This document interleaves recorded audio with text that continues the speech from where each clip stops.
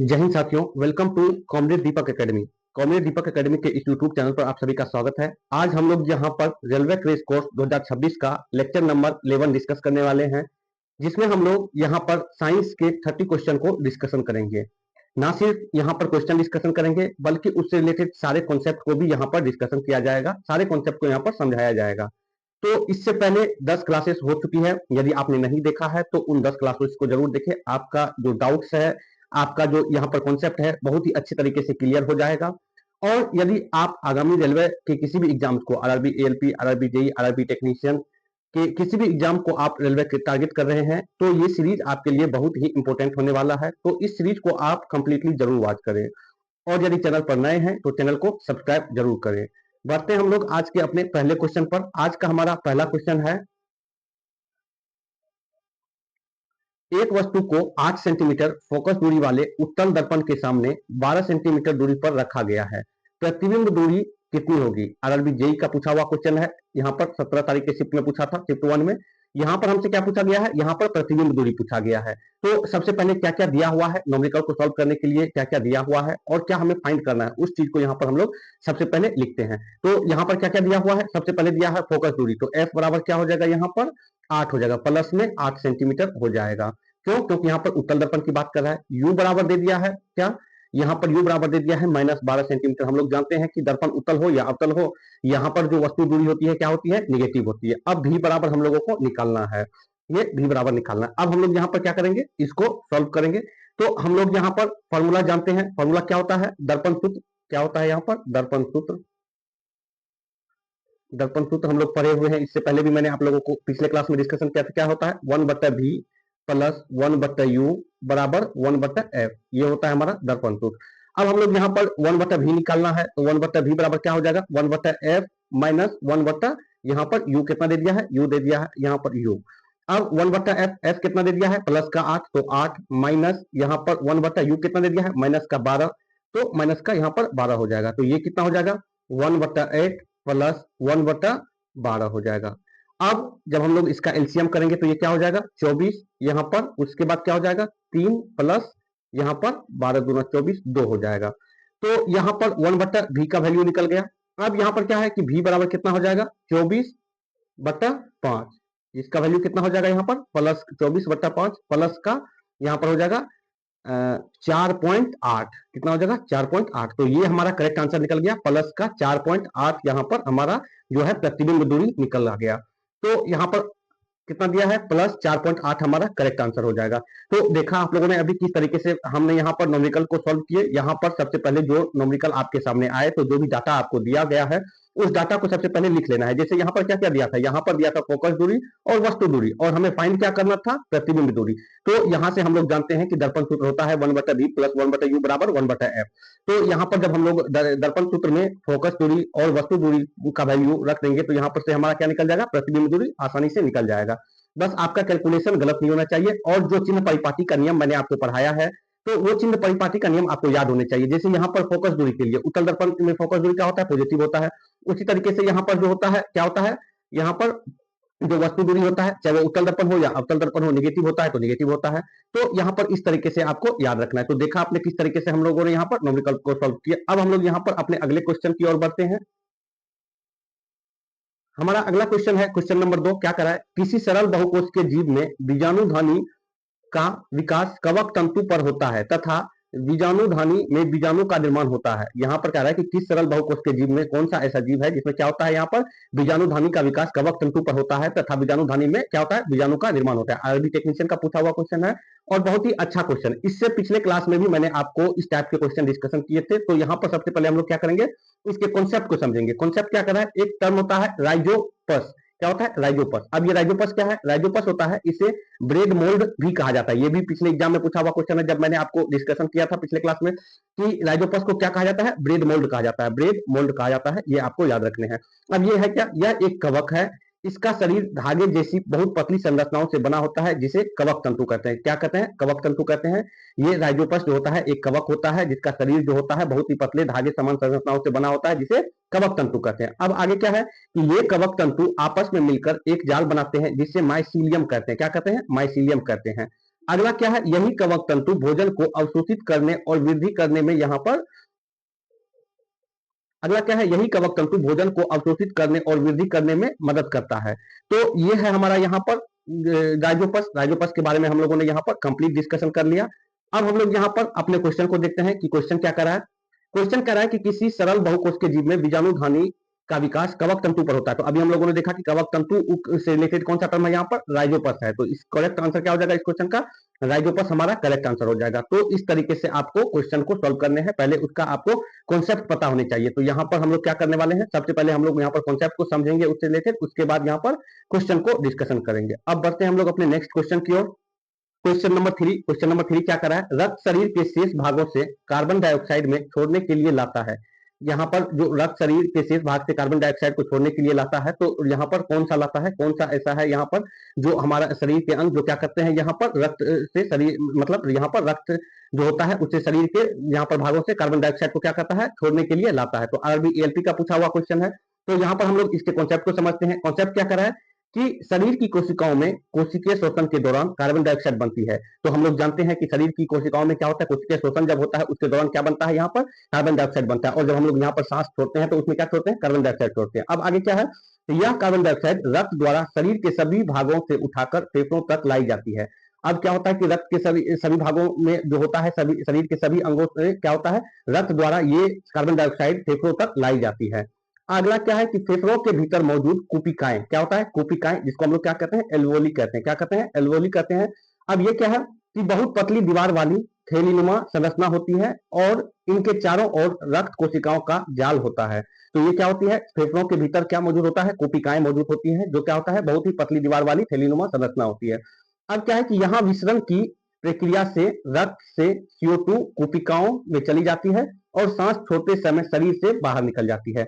इसका मतलब क्या हो गया, इसका मतलब हम लोग यहाँ पर ये समझे कि यहाँ पर क्या होता है कि जो होता है रक्त के माध्यम से शरीर के विभिन्न अंगों से कार्बन डाइऑक्साइड जो होता है वो हमारे फेफड़े तक पहुंचते हैं और फेफड़ों में मौजूद होती है क्या, एल्वोली, जिसको हम लोग कुपिकाएं कहते हैं। और कुपिकाओं के माध्यम से क्या होता है, यहाँ पर हम जब सांस छोड़ते हैं तो कार्बन डाइऑक्साइड क्या होता है, यहाँ पर हमारे शरीर से बाहर निकल जाते हैं। तो ये था हमारा कॉन्सेप्ट। अब हम लोग क्वेश्चन को देखते हैं। क्वेश्चन क्या कर रहा है, रक्त शरीर के शेष भागों से कार्बन डाइऑक्साइड में छोड़ने के लिए लाता है। क्या लाता है, यहाँ पर कोशिकाएं, क्या लाता है, कोशिकाएं क्या करता है, यहाँ पर जब रक्त शरीर के शेष भागों से यहाँ पर कार्बन डाइऑक्साइड को फेफड़ों तक लाता है तो उसको बाहर छोड़ने के लिए यहाँ पर कोशिकाएं होती है जो फेफड़े में मौजूद होती है, और ये कोशिकाएं क्या होता है, यहाँ पर कार्बन डाइऑक्साइड को बाहर छोड़ता है। तो ये था हमारा करेक्ट आंसर। अब हम लोग यहाँ पर अगले क्वेश्चन की ओर बढ़ते हैं। नेक्स्ट क्वेश्चन हमारा यहाँ पर क्वेश्चन नंबर 4। क्वेश्चन नंबर 4 क्या करा है, संतुलित रासायनिक समीकरण, जो संतुलित रासायनिक समीकरण के लिए निम्नलिखित में से कौन सा कथन सत्य है। आरआरबी जेईई का पूछा हुआ क्वेश्चन है। पहला है दोनों पक्षों पर अणुओं की कुल संख्या समान होती है। दूसरा है अणुओं का कुल द्रव्यमान दोनों पक्षों पर असमान होता है। तीसरा है प्रत्येक तत्व के परमाणुओं की कुल संख्या दोनों पक्षों पर समान होता है। और चौथा है दोनों पक्षों पर मोलों की कुल संख्या समान होती है। तो इसका करेक्ट आंसर क्या हो जाएगा, इसका करेक्ट आंसर हो जाएगा ऑप्शन नंबर 3। मैंने आपको पहले भी बताया है यहाँ पर क्या कि जब हम लोग यहाँ पर रासायनिक समीकरण को संतुलित करते हैं तो दोनों तरफ जो परमाणु मौजूद रहते हैं, यहाँ पर जिस भी एलिमेंट का परमाणु मौजूद रहता है तो दोनों तरफ के परमाणुओं की कुल संख्या को हम लोग क्या करते हैं, बराबर करते हैं। जैसे यहाँ पर यदि समीकरण के यहाँ पर इस साइड हाइड्रोजन 2 है तो इस साइड भी हाइड्रोजन क्या होने चाहिए, 2 होने चाहिए। अगर सोडियम 2 है तो सोडियम 2 होनी चाहिए। इस तरीके से हम लोग क्या करते हैं कि यहाँ पर तत्व के परमाणुओं की कुल संख्या जो होती है दोनों पक्षों पर क्या होनी चाहिए, समान होनी चाहिए। तब हम लोग इस चीज को मानते हैं कि ये जो हमारा समीकरण है, ये हमारा समीकरण क्या है, संतुलित समीकरण है। तो इस तरीके से आपको यहाँ पर जो है संतुलित समीकरण कभी कभी आपको एग्जाम में दे देगा। यहाँ पर मैक्सिमम पूछा जाता है कि एक समीकरण आपको दे देगा और बोलेगा समीकरण को संतुलित करने के लिए। तो वहां पर आपको ये याद रखने हैं कि दोनों तरफ की जो परमाणुओं की संख्या होती है यहाँ पर हमें बराबर करनी होती है। अब बढ़ते हैं हम लोग नेक्स्ट क्वेश्चन की ओर। नेक्स्ट क्वेश्चन है हमारा यहाँ पर कि पादप कोशिकाओं में पादप कोशिकाएं अपने अंदर डैश की मात्रा में परिवर्तन करके अपनी आकृति बदल लेती है, जिसके परिणाम स्वरूप फूलने या सिकुड़ने से उनका आकार बदल जाता है। आरआरबी टेक्नीशियन का पूछा हुआ क्वेश्चन है। अब पादप कोशिकाएं में क्या जो होता है, अपने अंदर की मात्रा में क्या होता है, परिवर्तन कर लेता है। ऐसी कौन सी यहाँ पर टर्म है, तो उसको सबसे पहले हम लोग यहाँ पर क्या करते हैं, कॉन्सेप्ट को समझते हैं। कॉन्सेप्ट मैंने आपको इससे पहले भी पढ़ाया है। एक होता है जीव द्रव्य कुंचन, इसको क्या कहते हैं, प्लाज्मोलाइसिस कहते हैं। क्या कहते हैं, प्लाज्मोलाइसिस। अब ये क्या है, ये कह रहा है कि जब किसी पादप कोशिका को अधिक सांद्र विलयन में रखा जाता है तो परासरण द्वारा पानी कोशिका से बाहर निकल जाती है पानी निकलने से जब क्या होता है, जब किसी पादप कोशिका को अधिक सांद्र विलयन में रखा जाता है तो परागण द्वारा क्या हो जाता है, पानी कोशिका से बाहर निकल जाती है। अब जब कोशिका से पानी बाहर निकल गया तो इसका क्या मतलब हो गया, इसका मतलब हो गया कि कोशिका का जीव द्रव्य सिकुड़ जाता है। मतलब जो पानी यदि बाहर कोशिका से निकल गया तो कोशिका का जीव द्रव्य जो प्रोटोप्लाज्म है वो क्या हो जाएगा, सिकुड़ जाएगा। दूसरा है कि कोशिका झिल्ली कोशिका भित्ति से अलग हो जाती है। तो कोशिका झिल्ली जो होती है वो क्या होती है, कोशिका भित्ति से अलग हो जाती है। इसी अवस्था को क्या कहते हैं, जीव द्रव्य कुंचन कहते हैं। तो अभी हम लोगों ने समझ लिया कि जीव द्रव्य कुंचन क्या होता है, कि जीव द्रव्य कुंचन होता है कि जब किसी पादप कोशिका को अधिक सांद्र विलयन में रखा जाता है तो ये क्या होता है, प्रासरण क्रिया होती है। प्रासरण क्रिया के द्वारा क्या होता है, पानी कोशिका से बाहर निकल जाता है। तो इसी को हम लोग क्या कहते हैं, जीव द्रव्य कुंचन कहते हैं। अब यहाँ पर हम लोग समझते हैं क्वेश्चन को क्या करें, पादप कोशिकाओं में अपने अंदर डैश की मात्रा में परिवर्तन करके अपनी आकृति बदल लेती है। तो अभी हम लोगों ने देखा किसकी मात्रा में परिवर्तन होती है, यहाँ पर जल की मात्रा में परिवर्तन होती है। तो हमारा करेक्ट आंसर क्या हो जाएगा, जल हो जाएगा। जब हमने देखा यहाँ पर क्या देखे, यहाँ पर कि जब यहाँ पर क्या होता है, पादप कोशिकाएं को अधिक सांद्र विलयन में रखा जाता है तो यहाँ पर जो है परासरण क्रिया के द्वारा पानी कोशिका से बाहर निकल जाता है। तो इस तरीके से क्या होता है, यहाँ पर फूलने या सिकुड़ने का काम करता है। तो किसके द्वारा होता है, ये जल के द्वारा होता है। तो ये आप लोगों को याद रखने हैं। अब हम लोग बढ़ते हैं अपने नेक्स्ट क्वेश्चन की ओर। नेक्स्ट क्वेश्चन है हमारा यहाँ पर क्वेश्चन नंबर 6। क्वेश्चन नंबर 6 क्या कर रहा है, एक कार समान दिशा में कार्यरत बल F, यहाँ पर कार्यरत बल F की क्रिया के तहत दूरी S के एक विशेष दिशा में एक समान वेग V के साथ गतिमान है। बल द्वारा किया गया कार्य क्या है। तो यहाँ पर हम लोग जानते हैं कि बल द्वारा जो किया गया कार्य होता है, तो कार्य बराबर हम लोग जानते हैं कि क्या होता है, कार्य बराबर होता है बल गुना विस्थापन। यहाँ पर क्या हो जाएगा, बल गुना विस्थापन होता है कार्य बराबर। कार्य बराबर बल गुना विस्थापन होता है। हम लोग अच्छे से जानते हैं यहाँ पर कि क्या होता है, कार्य बराबर बल गुना विस्थापन, वर्क बराबर फोर्स इनटू डिस्प्लेसमेंट। क्या होता है, फोर्स इनटू डिस्प्लेसमेंट। तो यहाँ पर कह रहा है कि एक कार समान दिशा में कार्यरत की क्रिया के तहत दूरी s के लिए एक विशेष दिशा में एक समान वेग v के साथ गतिमान है। तो बल द्वारा किया गया कार्य तो क्या हो जाएगा, W बराबर Fs। एक कॉन्सेप्ट आपको यहाँ पर ये याद रखने हैं कि यहाँ पर जो दिया हुआ है, क्या कह दिया है, यहाँ पर कह दिया है कि क्रिया के तहत दूरी के एक विशेष दिशा में एक समान वेग से, यानी कि ये जो क्या कर रहा है, ये कार जो चल रहा है एक ही दिशा में क्या कर रहा है, एक समान वेग से चल रहा है। तो एक ही दिशा में जब चल रहा है तो यहाँ पर क्या हो जाएगा, दूरी और विस्थापन क्या हो जाएगा, बराबर हो जाएगा। तो दूरी और विस्थापन जब बराबर हो जाएगा तो यहाँ पर इसीलिए हम लोग यहाँ पर विस्थापन की जगह किसका मान रख लिए, दूरी का मान रख लिए। तो कार्य बराबर क्या हो गया, बल गुना विस्थापन यहाँ। तो Fs यहाँ पर हो गया हमारा करेक्ट आंसर। तो ये था हमारा करेक्ट आंसर। अब हम लोग बढ़ते हैं अपने नेक्स्ट क्वेश्चन की ओर। नेक्स्ट क्वेश्चन कह रहा है यहाँ पर कि यदि NaOH के 20 मिलीलीटर को HNO3 के 10 मिलीलीटर द्वारा उदासीन किया जाता है तो HNO3 के 15 मिलीलीटर को उदासीन करने के लिए कितने NaOH की आवश्यकता होगी। आरआरबी जेईई का यहाँ पर पूछा हुआ क्वेश्चन है 17 दिसंबर का। तो यहाँ पर क्वेश्चन को देख करके आपको घबराना नहीं है, ये सिंपल क्वेश्चन है, जो रेशियो का जो होता है उसी टाइप का ये क्वेश्चन है जैसे यहाँ पर हम लोग समझते हैं। यहाँ पर क्या दे दिया हुआ है, क्या क्या दिया हुआ है, यहाँ पर दिया हुआ है NaOH दिया हुआ है, दूसरा क्या दिया हुआ है HNO3, क्या दिया हुआ है HNO3 यहाँ पर। अब क्या कर रहा है कि 20 मिलीलीटर जब NaOH का होता है तो उसको उदासीन करने के लिए HNO3 का कितना 10 मिलीलीटर यहाँ पर जो होता है आवश्यकता होती है। तो अब क्या करें, फिर HNO3 यहाँ पर 15 दे दिया है। तो अब आप बताइए यहाँ पर कि जो है NaOH का मान कितना होगा, यहाँ पर NaOH का मान कितना होगा।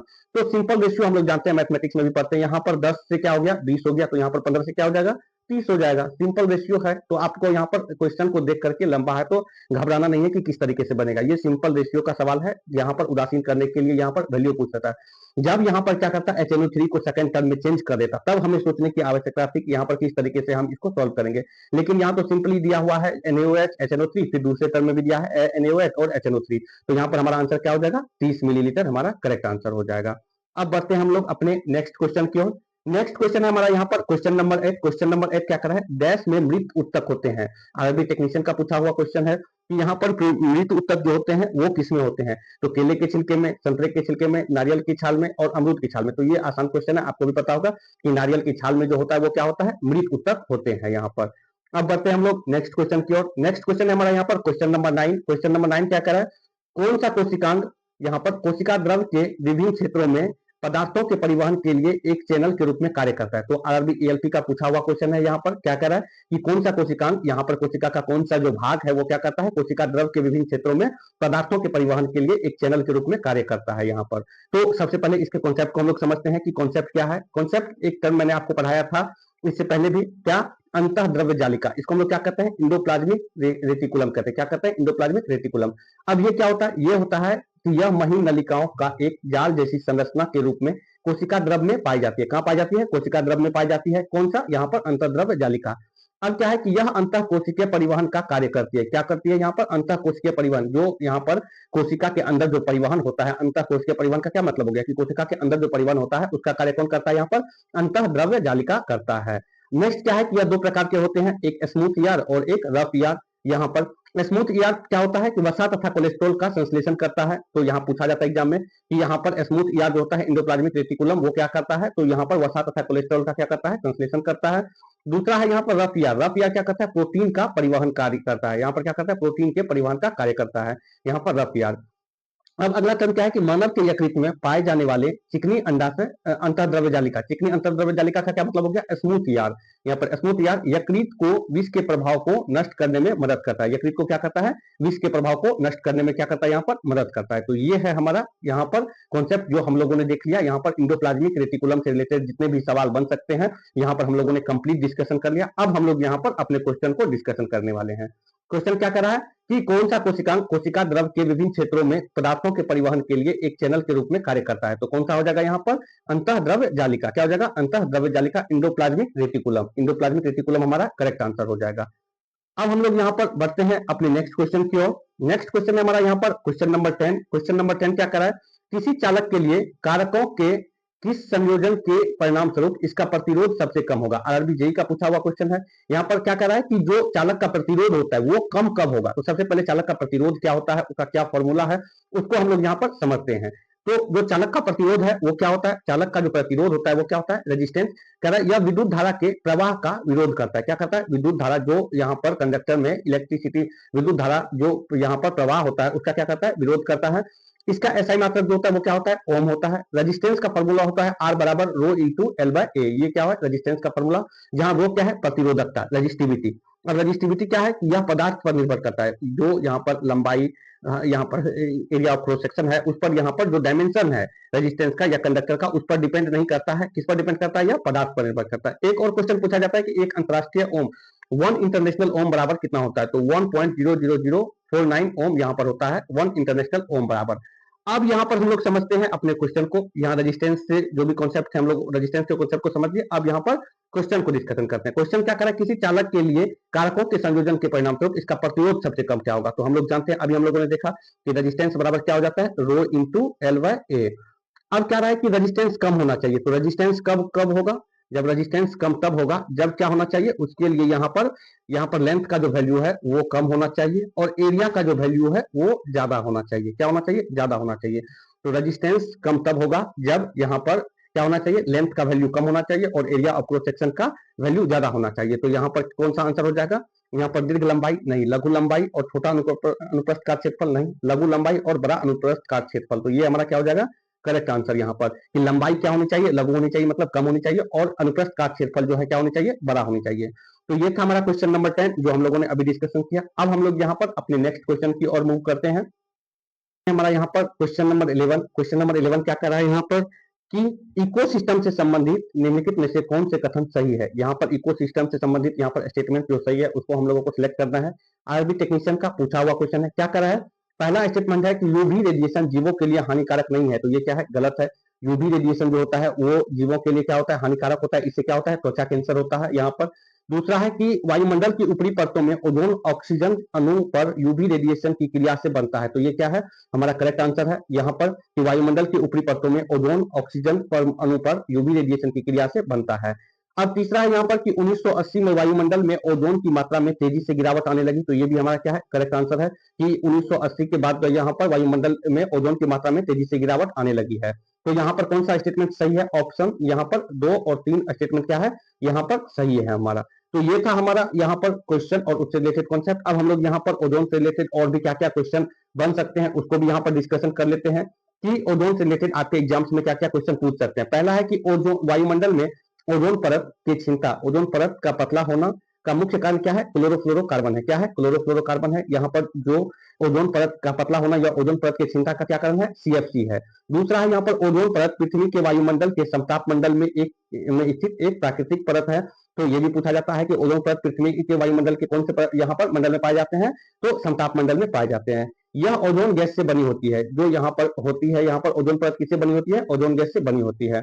अगला है कि ओजोन परत का मुख्य कार्य सूर्य से आने वाली हानिकारक पराबैंगनी किरणें, जिसको हम लोग यूवी रेज कहते हैं, विकिरण को क्या करना है, अवशोषित करना है। तो यहाँ पर जो सूर्य से आने वाली हानिकारक यूवी रेज है उसको क्या करते हैं, यहाँ पर ओजोन परत अवशोषित कर लेता है यहाँ पर। नेक्स्ट है सीएफसी से क्लोरीन परमाणु मुक्त होता है, जो ओजोन अणुओं के साथ प्रतिक्रिया करके उन्हें नष्ट कर देता है। तो यहाँ पर क्या होता है, सीएफसी से जो होता है यहाँ पर क्लोरीन परमाणु मुक्त होता है, जो क्या करता है, ओजोन अणुओं के साथ यहाँ पर प्रतिक्रिया करके उन्हें नष्ट कर देता है, जिसकी वजह से क्या हो रहा है यहाँ पर कि वायुमंडल में जो ओजोन परत है वो उसका क्या हो रहा है, धीरे धीरे पतला हो रहा है, उसकी क्षीणता हो रही है। तो किसके कारण, यहाँ पर सीएफसी में जो क्लोरीन परमाणु सीएफसी से जो मुक्त होता है उसके कारण यहाँ पर। तो यहाँ पर ओजोन परत से रिलेटेड जो भी कॉन्सेप्ट बन सकते थे, जो भी यहाँ पर क्वेश्चन आपके एग्जाम्स में पूछे जा सकते हैं, यहाँ पर सब मैंने डिस्कशन कर दिया। अब हम लोग बढ़ते हैं अपने नेक्स्ट क्वेश्चन की ओर। नेक्स्ट क्वेश्चन है यहाँ पर हमारा क्वेश्चन नंबर 12। क्या करा है, एक गतिमान पिंड प्रत्येक सेकंड में एक सीधे पथ पर 10 मीटर की दूरी तय करता है। पिंड किस प्रकार की गति में है, आरबीएलपी का पूछा हुआ क्वेश्चन है। तो सबसे पहले हम लोग यहाँ पर समझते हैं क्या करा है कि एक गतिमान पिंड प्रत्येक सेकंड में यहाँ पर एक सीधे पथ पर 10 मीटर की दूरी तय करता है। इसका मतलब ये जो गतिमान पिंड है इसका चाल क्या है, 10 मीटर प्रति सेकंड है। 10 मीटर प्रति सेकंड की चाल से यहाँ पर स्पीड से ये क्या है, पिंड यहाँ पर गतिमान है। तो ये क्या हो गया, एक समान गति है। क्या है, एक समान गति के द्वारा क्या है, यहाँ पर जो ये पिंड गतिमान है वो एक समान गति से, और एक समान गति की जो चाल है वो कितनी है, 10 मीटर प्रति सेकंड यहाँ पर एक समान गति से चल रही है ये पिंड। तो ये था हमारा कॉन्सेप्ट और उससे रिलेटेड क्वेश्चन। अब हम लोग यहाँ पर बढ़ते हैं नेक्स्ट क्वेश्चन की ओर। नेक्स्ट क्वेश्चन है हमारा यहाँ पर क्वेश्चन नंबर 13। क्वेश्चन नंबर 13 क्या कर रहा है कि यहाँ पर समजात श्रेणी के यौगिकों के भौतिक गुणधर्म के बारे में निम्नलिखित में से कौन सा कथन सत्य है, आरबीजेई का पूछा हुआ क्वेश्चन है। तो सबसे पहले समजात श्रेणी होता क्या है इसके बारे में हम लोग यहाँ पर डिस्कशन करेंगे, उसके बाद इस क्वेश्चन को यहाँ पर देखेंगे। सबसे पहले समजात श्रेणी क्या होता है, जिसको हम लोग क्या कहते हैं, होमोजीनियस सीरीज कहते हैं। क्या कहते हैं, होमोजीनियस सीरीज। कहता है कि कार्बनिक यौगिकों की वह श्रेणी जिनमें समान क्रियाशील समूह उपस्थित रहते हैं तथा जिनके किसी भी दो क्रमागत सदस्य के अनुसूत्र में CH2 का अंतर रहता है। क्या हो रहा है यहाँ पर बोला जा रहा है कि समजात श्रेणी हम उसको बोलेंगे जो यहाँ पर जो भी यहाँ पर दो यौगिक रहेगा उसमें क्या होनी चाहिए, समान क्रियाशील समूह रहनी चाहिए, और उन दोनों के बीच कितने का अंतर रहना चाहिए, CH2 का अंतर रहना चाहिए। जैसे यहाँ पर एग्जांपल के लिए हम लोग समझते क्या दिया है, CH4 और C2H6 ये दोनों क्या है, यहाँ पर एल्केन समूह का यहाँ पर है, इसका क्रियाशील समूह क्या है, समान है। उसके बाद इस दोनों में कितने का अंतर है, CH2 का अंतर है। तो ये क्या हो गया, ये दोनों जो यौगिक है ये क्या है, यहाँ पर ये समजात श्रेणी में है। उसी तरीके से यहाँ पर C3H8 और C4H10 दिया हुआ है। अब नेक्स्ट पॉइंट है यहाँ पर कि समजात श्रेणी के यौगिकों के रासायनिक गुण प्रायः समान होते हैं। तो यहाँ पर जो रासायनिक गुण होते हैं समजात श्रेणियों में, जैसे यहाँ पर CH4 है, C2H6 है, तो दोनों के रासायनिक गुण क्या होंगे, समान होंगे। नेक्स्ट है यहाँ पर कि समजातीय श्रेणी के यौगिकों के भौतिक गुण, जैसे भौतिक गुण का क्या मतलब हो गया, द्रव्यनांक, क्वथनांक, घनत्व में क्रमबद्ध परिवर्तन होते रहते हैं। तो जो समजात श्रेणी के यौगिक है उनमें के भौतिक गुणों में क्या होता है, क्रमबद्ध तरीके से परिवर्तन होते रहता है। तो ये था हमारा समजात श्रेणी और उससे रिलेटेड कॉन्सेप्ट। अब हम लोग यहाँ पर क्वेश्चन को देखते हैं। क्वेश्चन क्या है कि समजात श्रेणी के यौगिकों के भौतिक गुणधर्म जो फिजिकल प्रॉपर्टी है के बारे में निम्नलिखित में से कौन सा कथन सत्य है। तो अभी हम लोगों ने देखा कि उनके भौतिक प्रॉपर्टी जो फिजिकल प्रॉपर्टी होते हैं वो क्या होता है, उसमें परिवर्तन होते रहता है। तो उनके भौतिक गुणधर्म नहीं बदलते हैं, उनके गलनांक और क्वथनांक में नियमित परिवर्तन होता है। तो ये क्या है, हमारा सही है। उनके गलनांक और क्वथनांक क्या है, फिजिकल प्रॉपर्टी है जिनमें क्या होता है, नियमित परिवर्तन यहाँ पर होते रहता है। तो ये था हमारा करेक्ट आंसर। अब बढ़ते हैं हम लोग अपने नेक्स्ट क्वेश्चन की ओर। नेक्स्ट क्वेश्चन है हमारा यहाँ पर क्वेश्चन नंबर 14। क्वेश्चन नंबर 14 क्या करा है, पाचन तंत्र में निम्नलिखित में से कौन हाइड्रोक्लोरिक अम्ल पेप्सिन नामक प्रोटीन को पचाने वाले एंजाइम और बलगम छोड़ता है। तो आरबी टेक्नीशियन का पूछा हुआ क्वेश्चन है। तो सबसे पहले इससे रिलेटेड जो कॉन्सेप्ट है उसको हम लोग यहाँ पर समझते हैं। तो इससे पिछले क्लास में भी मैंने आपको बताया था कि यहाँ पर क्या कि अमाशय भित्ति में स्थित होती है, क्या स्थित होती है, जठर ग्रंथि। क्या होता है, अमाशय भित्ति में जठर ग्रंथि यहाँ पर स्थित होती है, जो क्या स्रावित करती है, यहाँ पर जो स्रावित करती है हाइड्रोक्लोरिक अम्ल, उसके बाद पेप्सिनोजेन, उसके बाद श्लेष्मला, यहाँ पर श्लेष्मा क्या होता है, म्यूकर। अब क्या है कि लार सामान्यतः लार ग्रंथि द्वारा स्रावित होता है। तो ये यहाँ पर ये याद रखना है कि यहाँ अमाशय भित्ति में जो उपस्थित रहती है जठर ग्रंथि, उससे जठर रस का यहाँ पर क्या होता है, स्राव होता है, जिसमें क्या उपस्थित रहता है, हाइड्रोक्लोरिक अम्ल, पेप्सिनोजेन और यहाँ पर म्यूकर। लार जो होता है वो अलग होता है जो लार ग्रंथि द्वारा स्रावित होता है। अब और भी यहाँ पर क्या कॉन्सेप्ट है, नेक्स्ट कॉन्सेप्ट है हमारा यहाँ पर कि अमाशय के भीतरी दीवारों पर स्तंभाकार इपिथेलियम उत्तक के कोशिकाएं धसकर जठर ग्रंथि का निर्माण करता है। अब क्या होता है कि जठर ग्रंथि से प्रतिदिन 3 लीटर जठर रस का श्रावण होता है। मैंने आपको पहले बताया कि जठर ग्रंथि से क्या होता है, यहाँ पर जठर रस का श्रावण होता है, जो क्या होता है प्रतिदिन 3 लीटर का यहाँ पर श्रवण होता है। अगला है यहाँ पर कि जठर रस में क्या होता है, जल होता है, हाइड्रोक्लोरिक अम्ल होता है और पेप्सिनोजेन एंजाइम तथा म्यूकस मौजूद रहते हैं। तो जठर रस जो होता है उसमें क्या क्या मौजूद रहता है? जल मौजूद रहता है, हाइड्रोक्लोरिक अम्ल मौजूद रहता है, पेप्सिनोजेन एंजाइम मौजूद रहता है तथा म्यूकस यहाँ पर मौजूद रहता है। अगला है यहाँ पर कि हाइड्रोक्लोरिक अम्ल के प्रभाव से जठर रस में मौजूद पेप्सिनोजेन एंजाइम सक्रिय पेप्सिन में बदलकर प्रोटीन का पाचन करता है। तो यहाँ पर हाइड्रोक्लोरिक अम्ल के प्रभाव से जो जठर रस में क्या होता है, यहाँ पर मौजूद पेप्सिनोजेन एंजाइम यहाँ पर सक्रिय पेप्सिन में बदलकर, यहाँ पर पेप्सिनोजेन एंजाइम सक्रिय क्या होता है, यहाँ पर पेप्सिन में बदल करके क्या करता है, प्रोटीन का पाचन करता है। तो ये था हमारा यहाँ पर जठर ग्रंथि और जठर रस से संबंधित कॉन्सेप्ट, जिसको हम लोगों ने यहाँ पर कंप्लीट डिस्कशन किया। अब हम लोग यहाँ पर अपने क्वेश्चन को देखने वाले हैं। क्वेश्चन क्या है कि पाचन तंत्र में निम्नलिखित में से कौन हाइड्रोक्लोरिक अम्ल पेप्सिन नामक प्रोटीन को पचाने वाले एंजाइम और बलगम छोड़ता है? तो यहाँ पर कौन छोड़ता है? यहाँ पर तो क्या हो जाएगा, जठर ग्रंथियां। जठर ग्रंथियां यहाँ पर छोड़ता है। तो जठर ग्रंथियां में क्या पाया जाता है, यहाँ पर पेप्सिनोजेन पाया जाता है, जो क्या करता है, प्रोटीन को पचाने का कार्य करता है यहाँ पर। तो ये था हमारा करेक्ट आंसर। अब बढ़ते हैं हम लोग अपने नेक्स्ट क्वेश्चन की ओर। नेक्स्ट क्वेश्चन हमारा यहाँ पर क्वेश्चन नंबर 15। क्वेश्चन नंबर 15 क्या करा, निम्नलिखित में से कौन सा जीव मुकुलन द्वारा प्रजनन करता है? आरआरबी एलपी का पूछा हुआ क्वेश्चन है यहाँ पर कि मुकुलन द्वारा प्रजनन यहाँ पर कौन से जीव करते हैं। तो सबसे पहले इसके कॉन्सेप्ट को हम लोग समझते हैं, फिर यहाँ पर क्वेश्चन को डिस्कशन करेंगे। यहाँ पर क्वेश्चन है कि अलैंगिक प्रजनन में जो यहाँ पर क्या होता है, अलैंगिक प्रजनन होता है, उसके कितने टाइप्स है उसको यहाँ पर हम लोग डिस्कशन करते हैं। सबसे पहला यहाँ पर विखंडन। विखंडन में भी क्या होता है, दो विखंडन होता है, एक बहुविखंडन होता है। तो दो विखंडन किस किस जीवाणु यहाँ पर जीव में होता है? एक जीवाणु में होता है, अमीबा में होता है, पैरामीशियम में होता है और लिस्मेनिया में होता है। इसमें क्या होता है, द्विविखंडन द्वारा अलैंगिक प्रजनन होता है। अब बहुविखंडन द्वारा किसमें होता है? प्लाज्मोडियम में होता है। क्या होता है? प्लाज्मोडियम में होता है। उसके बाद खंडन द्वारा किसमें होता है? स्पाइरोगैरा में क्या होता है, खंडन द्वारा यहाँ पर अलैंगिक प्रजनन होता है। फिर है मुकुलन द्वारा। मुकुलन द्वारा किसमें किसमें होता है? हाइड्रा में होता है, ईस्ट में होता है। ईस्ट को हम लोग क्या कहते हैं यहाँ पर? खमीर कहते हैं। उसके बाद क्या है, बीजाणु जनन। बीजाणु जनन द्वारा किसमें होता है? जीवाणु सेवाल कवक द्वारा क्या होता है, बीजाणु जनन में अलैंगिक प्रजनन होता है। अगला है हमारा यहाँ पर पुनर्जनन। क्या होता है? रीजनरेशन। जैसे हाइड्रा प्लेनेरिया, इसमें क्या होता है, यहाँ पर पुनर्जनन द्वारा क्या होता है, अलैंगिक प्रजनन होता है। अगला है हमारा यहाँ पर कायिक जनन। कायिक जनन द्वारा किसमें होता है? केवल पौधों में। जैसे क्या हो गया, आलू, प्याज, केला, लहसुन, यहाँ पर गुलाब हो गया, जलकुंभी हो गया, इसमें क्या होता है, यहाँ पर कायिक जनन होता है। उसके बाद क्या है, उत्तक संवर्धन। यहाँ पर उत्तक संवर्धन द्वारा क्या होता है, यहाँ पर किसमें होता है अलैंगिक प्रजनन? गुलदावदी, शतावरी, आर्किड के पौधे। ये क्या है, एग्जाम्पल्स है जिसमें क्या होता है, यहाँ पर अलैंगिक प्रजनन उत्तक संवर्धन द्वारा होता है।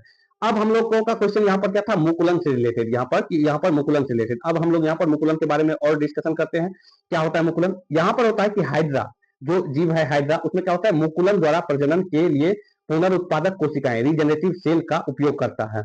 अगला आखिर मुकुलन होता क्या है, तो मुकुलन में क्या होता है, मुकुलन में होता है कि जनक हाइड्रा के शरीर पर एक कली या मुकुल, जिसको हम लोग क्या कहते हैं, बड कहते हैं। क्या कहते हैं, बड कहते हैं, विकसित होता है। यह मुकुल नए हाइड्रा में विकसित होता है और अंततः जनक से अलग होकर स्वतंत्र जीवन जीने लगता है। तो क्या होता है यहाँ पर कि मुकुलन में जो होता है जनक हाइड्रा के शरीर पर, जो यहाँ पर होता है जनक हाइड्रा, उसके शरीर पर एक कली या मुकुल क्या होता है, यहाँ पर कली या मुकुल विकसित हो जाता है, जिसको हम लोग बड कहते हैं। अब यही मुकुल क्या करता है, नए हाइड्रा में विकसित हो जाता है और जो क्या होता है, स्वतंत्र जीवन जीने लगता है। तो ये था हमारा यहाँ पर अलैंगिक प्रजनन। और उसके साथ साथ यहाँ पर जो है मुकुलन किस प्रकार के, यहाँ पर किस तरीके से अलैंगिक प्रजनन होता है उसको हम लोग समझ लिए। अब यहाँ पर क्या है क्वेश्चन है निम्नलिखित में से कौन सा जीव मुकुलन द्वारा प्रजनन करता है? तो अभी हम लोगों ने देखा कौन सा जीव है ऐसा, हाइड्रा है। इसके साथ साथ यहाँ पर क्या है, ईस्ट भी है, जिसको हम लोग खमीर कहते हैं, जिसमें क्या होता है, मुकुलन द्वारा प्रजनन होता है। तो ये था हमारा क्वेश्चन नंबर 15। अब बढ़ते हैं हम लोग अपने नेक्स्ट क्वेश्चन की ओर। नेक्स्ट क्वेश्चन हमारा यहाँ पर विकास, जो इवोल्यूशन के लिए पहला मूलभूत कारक क्या है? आरआरबी का पूछा हुआ क्वेश्चन है और बहुत ही अच्छा क्वेश्चन है। यहाँ पर सबसे पहले हम लोग क्या करेंगे, यहाँ पर इवोल्यूशन के बारे में कॉन्सेप्ट को समझेंगे। उसके बाद क्या करेंगे, यहाँ पर जो यहाँ हमारा ऑप्शन दिया हुआ उसके अकॉर्डिंग हम यहाँ पर क्वेश्चन को सॉल्व करने का प्रयास करेंगे। तो सबसे पहले इवोल्यूशन क्या होता है उसको हम लोग समझते हैं। क्या होता है, क्रम विकास, इसी को हम लोग क्या कहते हैं, विकासवाद, जिसको क्या कहते हैं, इवोल्यूशन। अब ये क्या होता है कि क्रम विकास या विकासवाद, जिसको हम लोग कहते हैं, लगातार होने वाली प्रक्रिया है, परंतु इसकी गति अत्यंत धीमी होती है। ये क्या है, एक लगातार होने वाली प्रक्रिया है जिसकी गति क्या होती है, बहुत ही धीमी होती है। एक जीव से नए जीव की उत्पत्ति में करोड़ों वर्ष लग जाता है, यानी कि एक जीव से नए जीव जो बनते हैं उसमें क्या होता है, यहाँ पर करोड़ों वर्ष लग जाते हैं। इसी को हम लोग क्या कहते हैं, क्रम विकास या विकासवाद कहते हैं, यहाँ पर इवोल्यूशन जो हम लोग कहते हैं।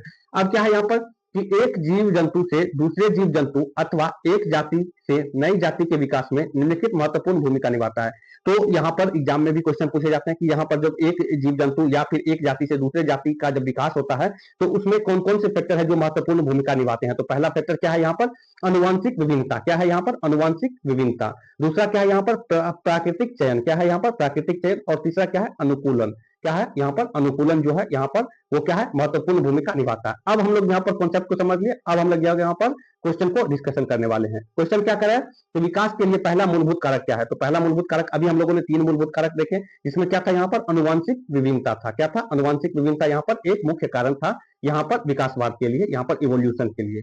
तो इस तरीके से हम लोग यहाँ पर कॉन्सेप्ट को देखे, साथ ही साथ उससे जो कॉन्सेप्ट यहाँ पर क्वेश्चन थे उसको भी हम लोग यहाँ पर डिस्कशन कर लिए। अब हम लोग बढ़ते हैं अपने नेक्स्ट क्वेश्चन की ओर।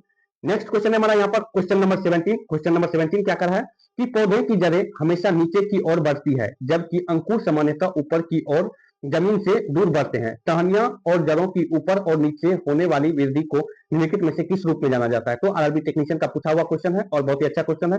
सबसे पहले इसके कॉन्सेप्ट को हम लोग समझते हैं कि कॉन्सेप्ट क्या कर रहा है। कॉन्सेप्ट एक है यहाँ पर प्रकाशानुवर्तन गति। क्या होता है यहाँ पर? प्रकाशानुवर्तन गति। अब ये क्या है? ये है यहाँ पर कि जब पौधे का कोई भाग क्या होता है, जब पौधे का कोई भाग प्रकाश की दिशा में या प्रकाश से दूर बढ़ता है तो उसे क्या कहते हैं? प्रकाशानुवर्तन कहते हैं। इसका क्या मतलब हो गया कि यहाँ पर जब कोई पौधा का भाग जो होता है वो क्या होता है? प्रकाश की दिशा में या प्रकाश से दूर बढ़ता है तो उसको हम लोग क्या कहते हैं? प्रकाशानुवर्तन गति कहते हैं। अब धनात्मक प्रकाशानुवर्तन और ऋणात्मक प्रकाशानुवर्तन। धनात्मक प्रकाशानुवर्तन का क्या मतलब हो गया कि तना अंकुर प्रकाश की ओर बढ़ता है। इसका क्या मतलब हो गया कि यहाँ पर जो प्रकाश की दिशा में अगर बढ़ता है कोई यहाँ पर तो उसको हम लोग क्या कहते हैं? धनात्मक प्रकाशानुवर्तन। तो पौधे का कौन सा भाग प्रकाश की दिशा में बढ़ता है? तो तना तथा अंकुर। तो इसी को हम लोग क्या कहते हैं? ये धनात्मक प्रकाशानुवर्तन इसमें हो रहा है। अब दूसरा क्या है कि ऋणात्मक प्रकाशानुवर्तन। ऋणात्मक प्रकाशानुवर्तन क्या होता है? जो प्रकाश के विपरीत दिशा में बढ़ता है। जैसे यहाँ पर जड़ें प्रकाश से दूर बढ़ती है तो जड़ क्या हो जाता है? यहाँ पर ऋणात्मक प्रकाशानुवर्तन शो करता है। दूसरा टर्म होता है गुरुत्वानुवर्तन। अब ये क्या है? ये है कि जब प्रकाश पौधे के भाग गुरुत्वाकर्षण के बल के कारण ऊपर या नीचे की ओर बढ़ते हैं तो उसे क्या कहते हैं? गुरुत्वानुवर्तन कहते हैं। अब धनात्मक गुरुत्वाकर्षण जिस तरीके से हम लोगों ने यहाँ पर धनात्मक प्रकाशानुवर्तन और ऋणात्मक प्रकाशानुवर्तन देखा, उसी तरीके से यहाँ पर क्या है? धनात्मक गुरुत्वानुवर्तन और ऋणात्मक गुरुत्वानुवर्तन। धनात्मक गुरुत्वानुवर्तन का क्या मतलब हो गया कि जड़ें नीचे की ओर जाती है, वो यहाँ पर भाग पौधे का जो क्या होता है? गुरुत्वाकर्षण मतलब नीचे की ओर बढ़ता है तो उसको हम लोग क्या कह देंगे? धनात्मक गुरुत्वानुवर्तन। जैसे यहाँ पर जड़ है तो ये क्या होता है? नीचे की ओर जाता है तो इसको क्या कहेंगे? धनात्मक गुरुत्वानुवर्तन।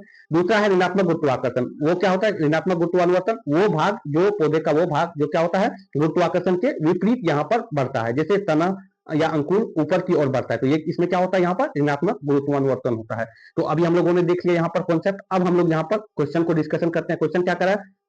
पौधे की जड़ें हमेशा नीचे की ओर बढ़ती है जबकि अंकुर सामान्यतः ऊपर की ओर और जमीन से दूर बढ़ते हैं। तो यहाँ पर अभी हम लोगों ने देखा कि पौधे की जड़ होता है जो नीचे बढ़ता है और जो होता है यहाँ पर क्या होता है? अंकुर या टहनी जिसको हम लोग कहते हैं वो क्या होता है? यहाँ पर तना ऊपर की ओर बढ़ता है। तो ये किसके कारण होता है? यहाँ पर गुरुत्वानुवर्तन के कारण होता है। यहाँ पर गुरुत्वानुवर्तन के कारण होता है। यहाँ पर ये आप लोगों को याद रखने हैं। इसमें भी होता है एक धनात्मक गुरुत्वानुवर्तन, एक ऋणात्मक गुरुत्वानुवर्तन। उसी तरीके से यहाँ पर प्रकाशानुवर्ती गति भी होता है जो क्या होता है? धनात्मक होता है और ऋणात्मक होता है। तो ये सारे कॉन्सेप्ट आपको याद होने चाहिए। अब बढ़ते हैं हम लोग अपने नेक्स्ट क्वेश्चन की ओर। नेक्स्ट क्वेश्चन है हमारा यहाँ पर क्वेश्चन नंबर 18। क्या करा है? Stainless steel. स्टेनलेस स्टील प्राप्त करने के लिए लोहे में निम्नलिखित में से किस धातु को मिलाया जाता है? तो आरआरबी एएलपी का पूछा हुआ क्वेश्चन है।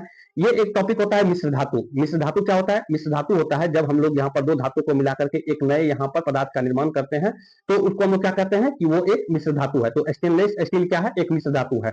अब हम लोग यहाँ पर जो मिश्र धातु कुछ इंपोर्टेंट है जो एग्जाम में पूछे गए हैं या फिर जो एग्जाम में पूछ सकते हैं उस मिश्र धातु को हम लोग क्या करते हैं? यहाँ पर डिस्कशन करते हैं ताकि इस टॉपिक से आपके एग्जाम्स में यदि क्वेश्चन आए तो आपसे यहाँ पर छूटे नहीं।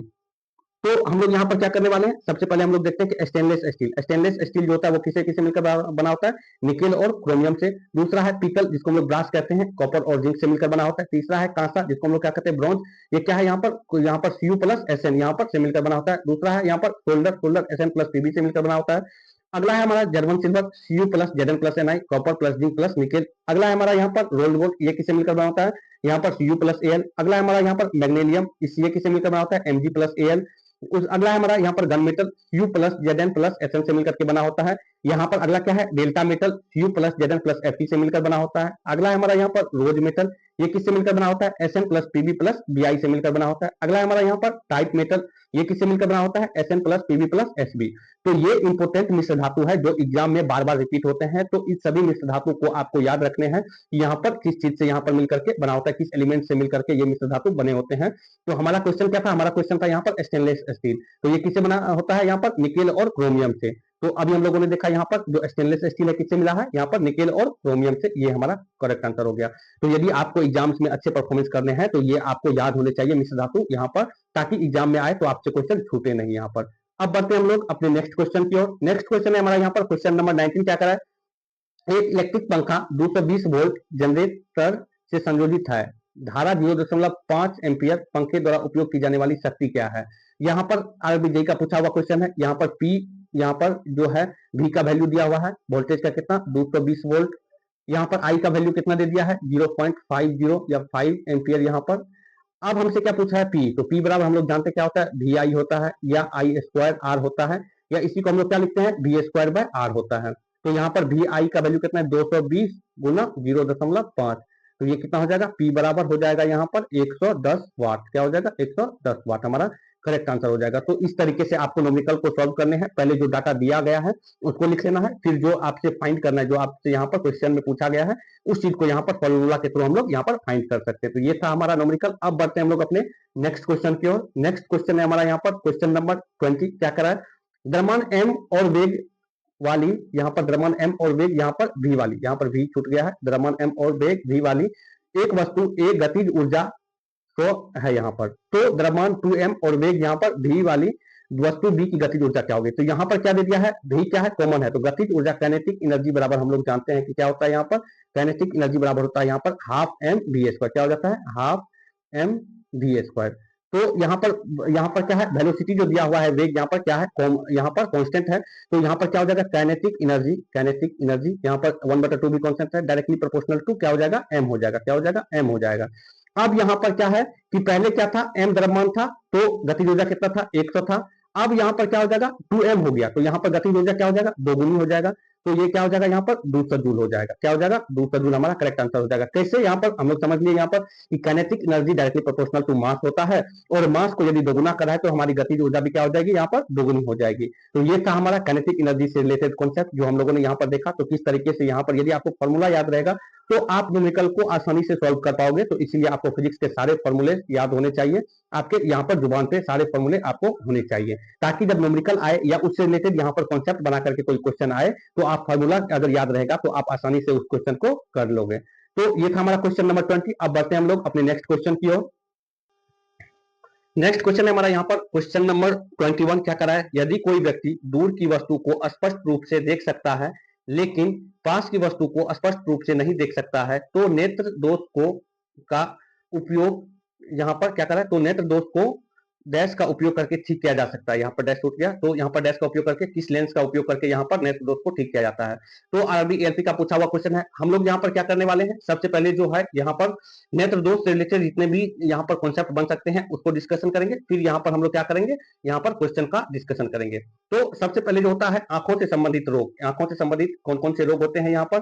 तो पहला है निकट दृष्टि दोष, जिसको हम लोग क्या कहते हैं मायोपिया भी कहते हैं। ये क्या होता है, ये होता है कि निकट की वस्तु स्पष्ट दिखाई देती है परंतु दूर की वस्तु स्पष्ट दिखाई नहीं देती है, तो इसी को हम लोग क्या कहते हैं निकट दृष्टि दोष, या इसी को क्या कहते हैं मायोपिया कहते हैं। अब कारण को समझते हैं कि ऐसा होता क्यों है। तो ऐसा होता है आंख का नेत्र गोलक लंबा होना या नेत्र लेंस की फोकस दूरी कम हो जाना। तो नेत्र लेंस की फोकस दूरी यदि कम हो जाती है तो दूर की वस्तु स्पष्ट दिखाई यहाँ पर नहीं देती है। तो क्या होता है यहाँ पर आंख का, यहाँ पर जो इसका कारण है आंख का नेत्र गोलक लंबा होना या नेत्र लेंस की फोकस दूरी क्या क्या हो जाना कम हो जाना, इसके कारण क्या होता है यहाँ पर निकट दृष्टि दोष होता है। अब इसका उपचार हम लोग किस तरीके से कर सकते हैं, तो उच्च क्षमता वाले अवतल लेंस का उपयोग करके हम लोग क्या कर सकते हैं यहाँ पर निकट दृष्टि दोष का यूज यहाँ पर उसको क्या कर सकते हैं उपचार कर सकते हैं। अगला है हमारा यहाँ पर दूर दृष्टि दोष, जिसको हम लोग क्या कहते हैं हाइपर माइट्रोपिया भी कहते हैं। ये भी एग्जाम में पूछा जाता है कि निकट यहाँ पर दूर दृष्टि दोष को क्या कहते हैं, निकट दृष्टि दोष को क्या कहते हैं, तो निकट दृष्टि दोष को यहाँ पर मायोपिया कहते हैं और दूर दृष्टि दोष को हाइपर माइट्रोपिया कहते हैं। अब ये क्या है कि इसमें क्या होता है कि दूर की वस्तु स्पष्ट दिखाई देती है परंतु नजदीक की वस्तु स्पष्ट दिखाई नहीं देती है। इसका कारण क्या है कि आंख का नेत्र गोलक का छोटा होना या नेत्र लेंस की फोकस दूरी बढ़ जाना। तो नेत्र लेंस की फोकस दूरी बढ़ जाती है तो जिसकी वजह से दूर की वस्तु स्पष्ट दिखाई यहाँ पर देती है, लेकिन यहाँ पर नजदीक की वस्तु जो होता है वो स्पष्ट दिखाई नहीं देता है। इसका उपचार किस तरीके से हम लोग कर सकते हैं, तो उच्च क्षमता वाले यहाँ पर उत्तल लेंस का उपयोग करके हम लोग क्या कर सकते हैं यहाँ पर दूरदृष्टि दोष का उपचार यहाँ पर कर सकते हैं। अगला है हमारा यहाँ पर जरा दृष्टि दोष, इसको हम लोग क्या कहते हैं प्रेस बायोपिया भी कहते हैं। क्या कहते हैं प्रेस बायोपिया कहते हैं। अब क्या है कि यह दोष बुढ़ापे में प्रायः होता है। इस दोष में व्यक्ति का आंख दूर दृष्टि एवं निकट दृष्टि दोनों से प्रभावित होता है। क्या होता है इसमें? इसमें होता है कि यहाँ पर दूर दृष्टि और निकट दृष्टि दोनों प्रकार के दोष पाए जाते हैं। तो इसका कारण क्या है कि आंख की सिलियरी मांसपेशियां का कमजोर हो जाना, तो ये प्रायः बुढ़ापे में होता है। तो इसकी वजह से क्या होता है, यहाँ पर आंख की सिलियरी मांसपेशियां कमजोर हो जाती है, जिसकी वजह से क्या होता है, जरा दूर दृष्टि दोष, इसी को हम लोग क्या कहते हैं, प्रेस बायोपिया होता है।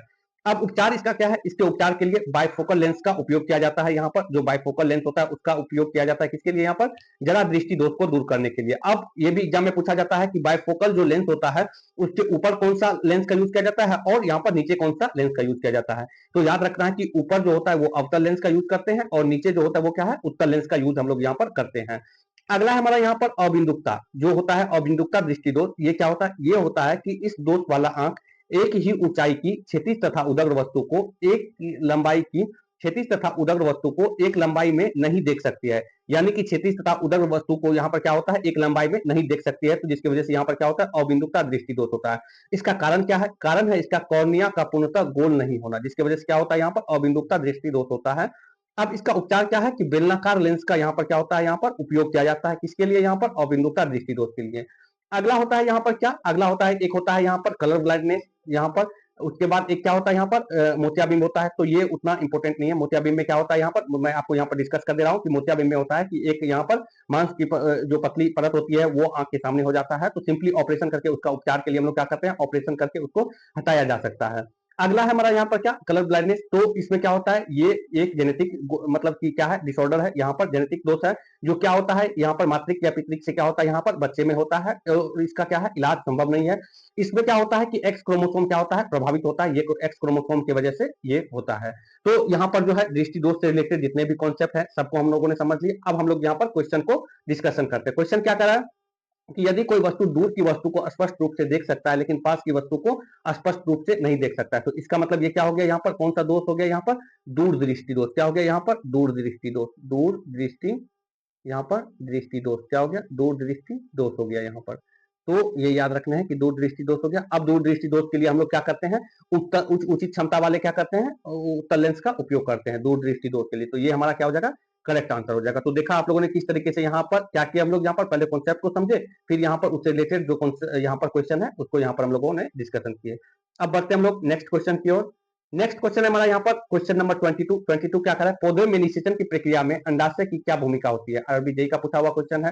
तो सबसे पहले पौधे में जो निषेचन होता है वो किस तरीके से होता है उस चीज को हम लोग यहाँ पर डिस्कशन करते हैं। फिर यहाँ पर हम लोग क्या करेंगे, क्वेश्चन को डिस्कशन करेंगे। तो यहाँ पर एक टॉपिक मैंने आपको पहले भी पढ़ाया था, आज फिर से डिस्कशन कर दे रहा हूँ ताकि आपका कॉन्सेप्ट क्लियर हो जाए और जब एग्जाम में क्वेश्चन आए तो आपसे छूटे नहीं। एक कॉन्सेप्ट होता है यहाँ पर फर्टिलाइजेशन इन प्लांट, जिसको हम लोग क्या कहते हैं, पौधों में निषेचन। ये किस तरीके से होता है, ये होता है जब परागकण वर्तिकाग्र पर आता है तो वर्तिकाग्र से अंडाशय तक एक परागनली का निर्माण होता है। परागनली से होते हुए परागकण अंडाशय तक पहुंचता है। तो निषेचन किस प्रक्रिया मतलब किस तरीके से होता है यहाँ पर, तो यहाँ पर परागकोश में जो परागकण रहता है वो क्या होता है, परागकण यहाँ पर वर्तिकाग्र पर आता है। जो यहाँ पर पुष्प का मादा भाग होता है वर्तिकाग्र, उस पर आता है क्या, यहाँ पर परागकण। अब परागकण जैसे ही आता है तो क्या होता है, यहाँ पर वर्तिकाग्र से अंडाशय तक क्या होता है, एक परागनली का निर्माण हो जाता है। और परागनली से होते हुए क्या हो जाता है, यहाँ पर परागकण क्या होता है, अंडाशय तक पहुंच जाता है।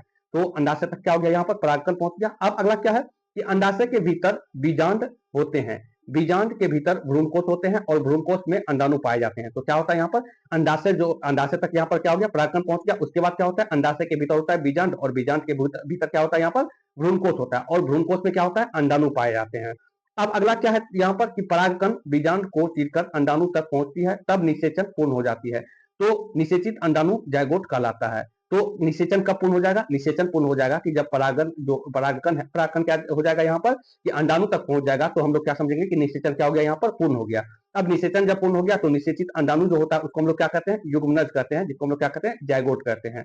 अब अगला क्या है कि निषेचन के बाद अंडाशय फल के रूप में विकसित होता है तथा बीजाणु बीज में परिवर्तित होकर फल के अंदर सुरक्षित रहते हैं। तो ये हमारा अगला पॉइंट क्या है कि निषेचन के बाद क्या होता है, अंडाशय फल के रूप में विकसित हो जाता है।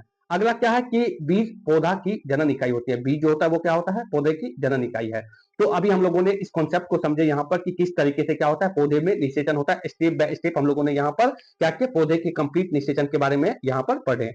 अब हम लोग यहाँ पर क्वेश्चन को देखते हैं। क्वेश्चन क्या कर रहा है, क्वेश्चन करा कि पौधे में निषेचन की प्रक्रिया में अंडाशय की क्या भूमिका होती है। तो पहला है कि परागकणों को पोषक तत्व प्रदान करना, नर युग्मक का भंडारण करना, अंडाणु कोशिका का उत्पादन करना। तो ये है हमारा करेक्ट आंसर। क्या अंडाणु कोशिका का उत्पादन करता है? क्या कौन? यहाँ पर अंडाशय। अंडाशय क्या करता है? अंडाणु कोशिका का उत्पादन करता है, और जब परागकण अंडाणु कोशिका से मिलता है तब वहां पर क्या हो जाता है? निषेचन पूर्ण हो जाता है। तो ये है कॉन्सेप्ट जो हम लोगों ने अभी डिस्कशन किए। अब बढ़ते हैं हम लोग अपने नेक्स्ट क्वेश्चन पर। नेक्स्ट क्वेश्चन हमारा यहाँ पर क्वेश्चन नंबर 23 क्या करें? ठोस पदार्थ के लिए कौन सा कथन सही है? आरआरबी टेक्नीशियन का पूछा हुआ क्वेश्चन है। तो यहाँ पर ठोस, द्रव, गैस से रिलेटेड जो कॉन्सेप्ट है उसको हम लोग यहाँ पर डिस्कशन करते हैं। ठोस में क्या होता है? यहाँ पर ठोस में होता है कि आकार एवं आयतन क्या होता है? दोनों निश्चित होता है। द्रव में क्या होता है? आकार अनिश्चित होता है लेकिन आयतन क्या होता है? निश्चित होता है। और गैस में क्या होता है? आकार एवं आयतन दोनों क्या होता है? अनिश्चित होता है। तो ये कॉन्सेप्ट आपको याद रखना है कि ठोस में आकार एवं आयतन दोनों निश्चित होते हैं। द्रव में क्या होता है? आकार निश्चित एवं आयतन, यहाँ पर आकार अनिश्चित एवं आयतन निश्चित होता है। और गैस में क्या होता है? आकार एवं आयतन दोनों अनिश्चित होता है। तो ये था हमारा कॉन्सेप्ट। अब हम लोग यहाँ पर क्वेश्चन को देखते हैं। क्वेश्चन क्या करा है? क्वेश्चन कह रहा है कि ठोस पदार्थ के लिए कौन सा कथन सही है? ठोस में क्या होता है? अभी हम लोगों ने देखा कि ठोस एक निश्चित आकार, स्पष्ट सीमा और निश्चित आयतन होते हैं। तो ये हमारा करेक्ट आंसर हो जाएगा ऑप्शन नंबर यहाँ पर 2। ठोस में क्या होता है? निश्चित आकार होता है, स्पष्ट सीमा और निश्चित आयतन होता है। तो ये था हमारा करेक्ट आंसर। अब बढ़ते हैं हम लोग यहाँ पर अपने नेक्स्ट क्वेश्चन की ओर। नेक्स्ट क्वेश्चन है हमारा यहाँ पर क्वेश्चन नंबर 24 क्या करा है? स्पेचुला में नेफ्थेलीन को जलाने से प्राप्त होता है। आरबी एलपी का पूछा हुआ क्वेश्चन है। तो यहाँ पर जब स्पेचुला में नेफ्थेलीन को जलाते हैं तो क्या होता है? पीली ज्वाला यहाँ पर क्या होता है? प्राप्त होता है। क्या होता है? पीली ज्वाला यहाँ पर प्राप्त होता है।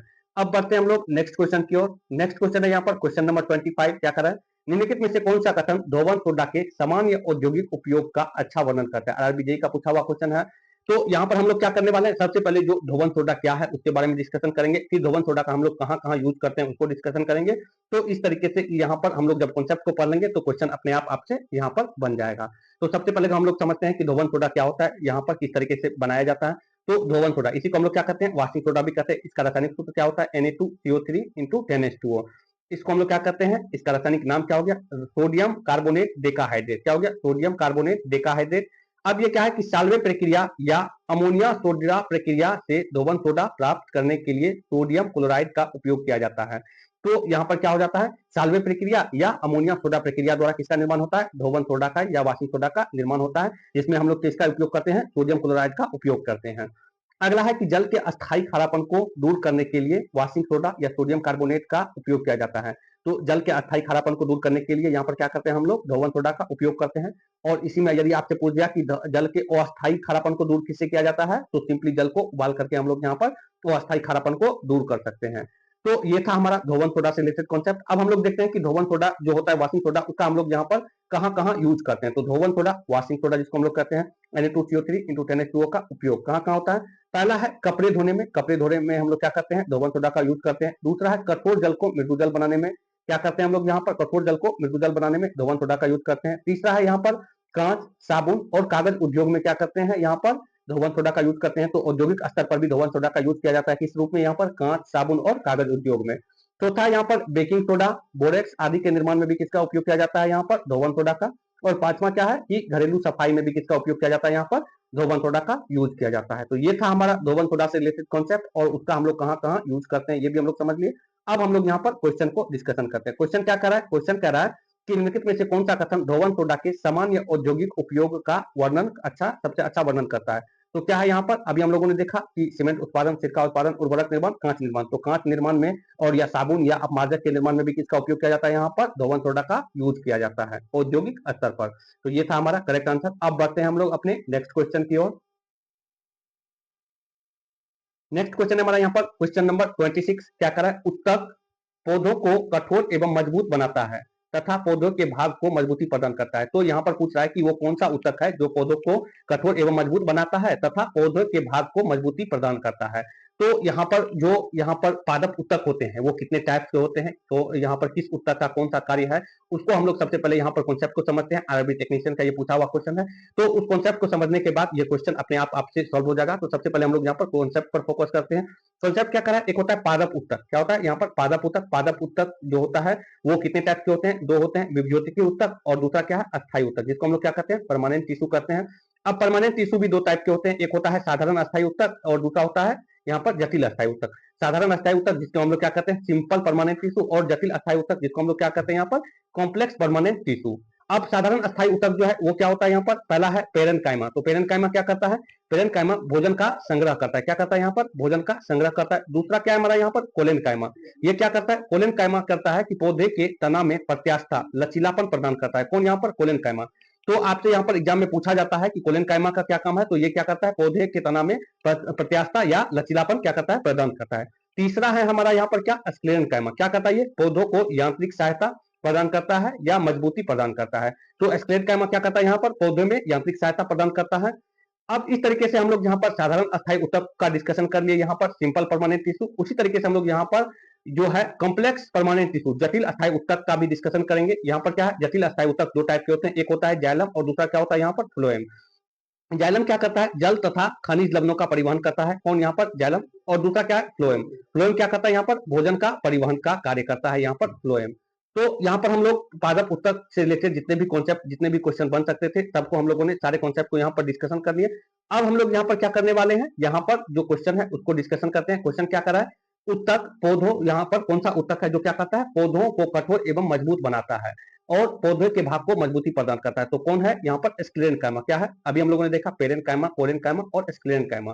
तो पेरेन्काइमा क्या करता है, भोजन का संग्रह करता है। कोलेनकाइमा क्या करता है यहाँ पर, कोलेनकाइमा करता है यहाँ पर जो है लचीलापन प्रदान करता है। और स्क्लेरेनकाइमा जो है वो क्या करता है, यहाँ पर मजबूती प्रदान करता है। तो इस क्वेश्चन का करेक्ट आंसर क्या हो जाएगा यहाँ पर, स्क्लेरेनकाइमा। तो इस तरीके से हम लोग यहाँ पर कॉन्सेप्ट को भी देख लिए और उससे यहाँ पर जो रिलेटेड क्वेश्चन है उसको भी यहाँ पर डिस्कशन कर लिए। अब बढ़ते हैं हम लोग नेक्स्ट क्वेश्चन की ओर। नेक्स्ट क्वेश्चन है हमारे यहाँ पर क्वेश्चन नंबर 27। क्या करा है, कौन सी भौतिक राशि उस दर को दर्शाती है जिस पर विद्युत परिपथ में विद्युत ऊर्जा का क्षय या उपयोग होता है। आरबीएलपी का पूछा हुआ क्वेश्चन है। यहाँ पर कह रहा है कि विद्युत परिपथ में विद्युत ऊर्जा का जो क्षय या उपयोग होता है वो उसको क्या, कौन सा यहाँ पर दर्शाता है। तो यहाँ पर क्या दर्शाएगा, विद्युत शक्ति दर्शाएगा। विद्युत शक्ति क्या होता है, विद्युत ऊर्जा जो होता है उसमें कार्य करने की जो यहाँ पर दर होती है उसी को हम लोग क्या करते हैं, यहाँ पर विद्युत शक्ति कहते हैं यहाँ पर। तो यहाँ पर क्वेश्चन क्या कर रहा है कि भौतिक राशि उस दर को दर्शाती है, यहाँ पर जो क्या है, विद्युत परिपथ में विद्युत ऊर्जा का क्षय या उपयोग होता है। इस चीज को कौन दर्शाता है, तो विद्युत शक्ति, जिसको हम लोग क्या करते हैं यहाँ पर, विद्युत शक्ति को यहाँ पर क्या करते हैं, किलोवाट में हम लोग यहाँ पर, किलोवाट जो होता है विद्युत शक्ति का यहाँ पर यूनिट हो गया, यहाँ की वाट में हम लोग क्या करते हैं यहाँ पर, इसका यूनिट हो गया किलोवाट। तो ये था यहाँ पर हमारा क्वेश्चन नंबर 27 जिसको हम लोगों ने डिस्कशन किया। अब बढ़ते हैं नेक्स्ट क्वेश्चन की ओर। नेक्स्ट क्वेश्चन है यहाँ पर हमारा क्वेश्चन नंबर 28। क्या करा है, अभिक्रिया Zn प्लस CuSO4 मिलकर क्या बन गया, ZnSO4 प्लस Cu में जिंक का क्या हो रहा है। आरआरबी जेई का पूछा हुआ क्वेश्चन है कि यहाँ पर जिंक का क्या हो रहा है। जिंक का अपचयन हो रहा है, जिंक में कोई परिवर्तन नहीं हो रहा है, जिंक का ऑक्सीकरण हो रहा है, जिंक इलेक्ट्रॉन खोता है। तो यहाँ पर क्या करेंगे, सबसे पहले ऑक्सीकरण और अपकरण से रिलेटेड जो कॉन्सेप्ट है उसको हम लोग यहाँ पर समझते हैं। उसके बाद ये क्वेश्चन अपने आप आपसे क्या हो जाएगा, बन जाएगा। तो सबसे पहले हम लोग यहाँ पर समझते हैं कि ऑक्सीकरण और अपकरण क्या होता है। तो ऑक्सीकरण तथा अपकरण अभिक्रिया को सम्मिलित रूप से रेडॉक्स अभिक्रिया भी कहा जाता है। अब ऑक्सीकरण कैसे हम लोग समझेंगे कि ऑक्सीकरण हो रहा है, तो यहाँ पर इसको समझने के लिए यहाँ पर कई स्टेप्स है। जैसे यहाँ पर यदि ऑक्सीजन का जुड़ना, यदि ऑक्सीजन जुड़ रहा है किसी में तो वो क्या हो जाएगा, ऑक्सीकरण हो रहा है उस एलिमेंट का। दूसरा क्या है, हाइड्रोजन का अलग होना, ये भी क्या है, ऑक्सीकरण को दर्शाता है। तीसरा क्या है यहाँ पर, विद्युत ऋणात्मक तत्व का अनुपात का बढ़ना, विद्युत ऋणात्मक तत्व का अनुपात यदि बढ़ रहा है तो वो क्या है, ऑक्सीकरण को यहाँ पर दर्शाता है। चौथा है यहाँ पर कि विद्युत धनात्मक तत्व का अनुपात घटता है, तो यदि विद्युत धनात्मक तत्व का अनुपात घटता है तो इसका मतलब ऑक्सीकरण हो रहा है। अगला है हमारा यहाँ पर संयोजकता का बढ़ना, यदि संयोजकता भी बढ़ रहा है तो इसका क्या मतलब हो गया कि ऑक्सीकरण हो रहा है। अगला है हमारा यहाँ पर इलेक्ट्रॉन का त्याग, यदि इलेक्ट्रॉन का त्याग हो रहा है तो उसको हम लोग क्या कहेंगे कि यहाँ पर क्या है, ऑक्सीकरण हो रहा है। अगला है हमारा यहाँ पर क्या, ऑक्सीकरण संख्या का बढ़ना, जब ऑक्सीकरण संख्या बढ़ती है तो उसको हम लोग क्या कहेंगे यहाँ पर कि ऑक्सीकरण हो रहा है यहाँ पर। इस तरीके से हम लोग क्या देख लिए यहाँ पर कि ऑक्सीकरण से रिलेटेड कॉन्सेप्ट को समझिए। अब हम लोग यहाँ क्या करेंगे, अवकरण से रिलेटेड कॉन्सेप्ट को समझेंगे। तो क्या होता है अवकरण, या इसी को हम लोग क्या कहते हैं, अपचयन करते हैं, जिसको क्या कहते हैं, रिडक्शन करते हैं। अब ये क्या होता है, जैसे ऑक्सीजन का हटना, क्या है, ऑक्सीजन का हटना क्या है, यहाँ पर अवकरण है। अगला है हमारा हाइड्रोजन का जुड़ना, हाइड्रोजन का जुड़ना भी क्या है यहाँ पर, ये यहाँ पर अवकरण है। तीसरा है यहाँ पर विद्युत ऋणात्मक तत्व का अनुपात घटना, विद्युत ऋणात्मक तत्व का अनुपात यदि घट रहा है तो इसका मतलब क्या हो गया, यहाँ पर अवकरण हो रहा है। चौथा है विद्युत धनात्मक तत्व का अनुपात बढ़ना, यदि विद्युत धनात्मक तत्व का अनुपात बढ़ रहा है तो इसका मतलब अवकरण हो रहा है। पांचवा है यहाँ पर संयोजकता का घटना, यदि संयोजकता घट रहा है तो ये क्या हो रहा है, यहाँ पर अवकरण हो रहा है। अगला है हमारा यहाँ पर इलेक्ट्रॉन का ग्रहण, यदि इलेक्ट्रॉन का ग्रहण हो रहा है, उसमें क्या था, इलेक्ट्रॉन का त्याग, इसमें क्या है, इलेक्ट्रॉन का ग्रहण। तो जस्ट उसी का यहाँ पर क्या है, विपरीत है सारे यहाँ पर प्रॉपर्टी। अगला क्या है, ऑक्सीकरण संख्या घटना। यदि ऑक्सीकरण संख्या घट रहा है तो यहाँ पर क्या हो रहा है, उसका यहाँ पर अवकरण या अपचयन या रिडक्शन हो रहा है। तो यहाँ पर ऑक्सीकरण अवकरण को पहचानने का जो तरीका है मैंने आपको बता दिया। अब हम लोग यहाँ पर क्वेश्चन को देखते हैं। क्वेश्चन क्या करा है, अभिक्रिया Zn प्लस CuSO4 मिलकर के क्या बनाया, ZnSO4 प्लस Cu। तो इसमें Zn का क्या हो रहा है, Zn यहाँ पर आप लोग देख सकते हैं कि Zn पहले अकेला था, अब क्या हो गया, ZnSO4 हो गया। तो ऑक्सीजन जो है इसमें क्या हो गया, Zn में जुड़ गया। तो जब ऑक्सीजन जुड़ता है तो क्या होता है, यहाँ पर ऑक्सीकरण होता है। तो जिंक का क्या हो रहा है, यहाँ पर ऑक्सीकरण हो रहा है। क्या हो रहा है, यहाँ पर जिंक का ऑक्सीकरण हो रहा है, क्योंकि यहाँ पर क्या हो रहा है, जिंक का में ऑक्सीजन की मात्रा जो होती है, यहाँ पर क्या हो रहा है, Zn से ZnSO4 हो गया, तो ऑक्सीजन यहाँ पर जुड़ रहा है। तो इसका क्या मतलब हो गया, जिंक का ऑक्सीकरण हो रहा है, जिंक में ऑक्सीजन जुड़ रहा है। अब ये था हमारा क्वेश्चन नंबर 28। बढ़ते हैं हम लोग अपने नेक्स्ट क्वेश्चन की ओर। नेक्स्ट क्वेश्चन है हमारा यहाँ पर क्वेश्चन नंबर 29। 29 क्या कर रहा है, जूल में किलोवाट आवर का मान क्या हो जाएगा। तो हम लोग जानते हैं कि यहाँ पर क्या होता है, 1 किलोवाट आवर बराबर क्या होता है, 1 किलोवाट आवर बराबर हो जाता है 3.6 गुना 10 पर पावर 6 जूल। क्या हो जाता है, 3.6 गुना 10 पर पावर 6 जूल होता है। अब आपको ये भी याद रखने हैं, ये क्या है, यहाँ पर यूनिट होता है। इसी को हम लोग क्या कहते हैं, एक यूनिट कहते हैं। क्या कहते हैं, एक यूनिट कहते हैं। जैसे हमारे घर में एक बिजली, यहाँ पर मान लीजिए कि 1 यूनिट का बिजली क्या होता है, बिजली बिल हमारा 1 यूनिट जनरेट हुआ। तो 1 यूनिट या 5 यूनिट बिजली बिल हमारा जनरेट हुआ। तो इसका क्या मतलब हो गया, इसका मतलब हो गया कि 1 किलोवाट आवर यहाँ पर क्या हो गया, बिजली की हम लोग खपत किए हैं 1 किलोवाट आवर। अब 1 किलोवाट आवर का क्या मतलब हो गया, 1 किलोवाट आवर का ये मतलब हो गया यहाँ पर कि यहाँ पर जो है ये एक यूनिट है। एक क्या है, यहाँ पर यूनिट है, जो क्या दर्शाता है, यहाँ पर ऊर्जा को दर्शाता है, यहाँ पर ऊर्जा को दर्शाता है। तो ये 1 किलोवाट आवर आपको ये भी याद रखने, ये क्या है, यहाँ पर ऊर्जा की मात्रक है। ऊर्जा का क्या है, यहाँ पर ऊर्जा का मात्रक है। क्या है, ऊर्जा का मात्रक है, ऊर्जा का मात्रक। जो ऊर्जा हम लोग यहाँ पर इलेक्ट्रिसिटी खपत करते हैं, जो विद्युत ऊर्जा हम लोग खपत करते हैं, उसी को यहाँ पर क्या दर्शाता है, 1 किलोवाट आवर। और 1 किलोवाट आवर बराबर कितना होता है, 3.6 गुना 10 पावर 6 जूल। ये हमारा करेक्ट आंसर हो जाएगा, 3.6 गुना 10 पावर 6 जूल। अब बढ़ते हैं हम लोग अपने नेक्स्ट क्वेश्चन की ओर। नेक्स्ट क्वेश्चन है हमारा यहाँ पर क्वेश्चन नंबर 30, जो इस क्लास का आज का आखिरी क्वेश्चन है। क्या करा, 1 विलियन में 120 मिलीलीटर पानी में 40 मिलीलीटर अम्ल है। विलियन का आयतन प्रतिशत के आधार पर सांद्रता का परिकल्पना कीजिए। तो यहाँ पर आरबी ELP का पूछा हुआ क्वेश्चन है। यहाँ पर विलियन का क्या कर रहा है, यहाँ पर आयतन प्रतिशत कह रहा है। तो इस कॉन्सेप्ट को यहाँ पर हम लोग समझते हैं कि आयतन प्रतिशत क्या होता है विलियन का। तो विलियन का जो आयतन प्रतिशत होता है उसको हम लोग यहाँ पर डिस्कशन करेंगे। क्या होता है विलियन का, यहाँ पर विलियन का आयतन प्रतिशत, विलियन का आयतन, यहाँ पर आयतन प्रतिशत, यहाँ पर विलयन का आयतन प्रतिशत। अब ये क्या होता है, ये होता है यहाँ पर विलय की मात्रा, यहाँ पर विलय की मात्रा, विलय की मात्रा या विलय का आयतन भी हम लोग इसको बोल सकते हैं। क्या बोल सकते हैं इसको, विलय का आयतन, विलय की आयतन। यहाँ पर आयतन प्रतिशत देख रहे हैं तो विलय का आयतन बट्टा विलियन का आयतन क्या हो जाएगा, यहाँ पर नीचे में विलियन का आयतन, यहाँ पर विलियन का आयतन क्या हो जाएगा, यहाँ पर विलियन का आयतन गुना 100। तो ये हमारा क्या हो जाएगा, यहाँ पर ये हो जाएगा हमारा विलियन का आयतन प्रतिशत। तो हम लोग देखें यहाँ पर विलियन का आयतन प्रतिशत क्या होता है, विलय की आयतन बटा विलियन का आयतन गुना 100 हो जाता है। अब हम लोग यहाँ पर क्वेश्चन को देखते हैं। क्वेश्चन क्या कर रहा है, क्वेश्चन कह रहा है कि 120 मिलीलीटर पानी में, तो यहाँ पर विलायक कितना है, विलायक हो गया यहाँ पर कितना दे दिया है, विलायक। तो विलायक कितना दे दिया है, 120 मिलीलीटर, 120 मिलीलीटर। अब विलय कितना है यहाँ पर, विलय, विलय कितना दे दिया हुआ है यहाँ पर, विलय हो गया आपको यहाँ पर 40 मिलीलीटर। 40 मिलीलीटर क्या है, अम्ल यहाँ पर पानी में मिल रहा है।